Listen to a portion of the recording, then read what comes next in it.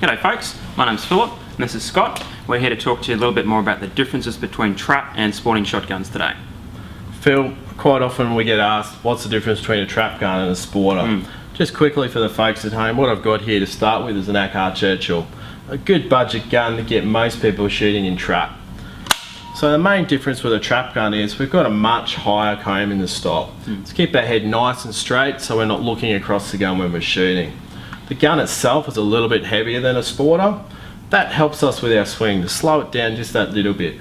When we're shooting trap, we want a nice smooth swing with a follow through. So what we want to do is we want a heavy gun, smooth swing. Also our rib's a little bit wider. We've got around about a 13mm rib on that.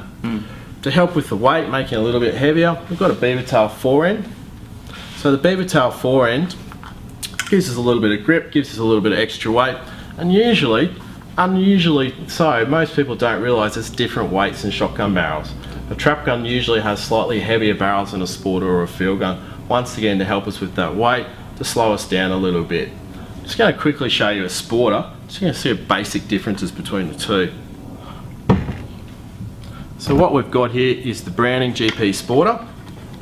I'm going to put the AK back up there for a second. Nice gun once again. But the basic difference between that and the AK and the trap is we've got a much lower comb. So we've got around about 3 to 4, maybe even 5 centimetres more drop in the comb. Also we've got a narrow rib up the top here. We've also got a schnabel forend. The schnabel forend is a little bit narrower. The gun itself is a lot easier to flick around, so we can shoot things on the ground and in the air. And Scott, can you explain a little bit more about the chokes of the two different firearms? Chokes. With a trap gun, pretty simple. We want full and 3/4. Full and 3/4 is for trap. It's pretty standard. Some people might change, but 99% of people will have full and 3/4. With a sporter, we've got a range of chokes.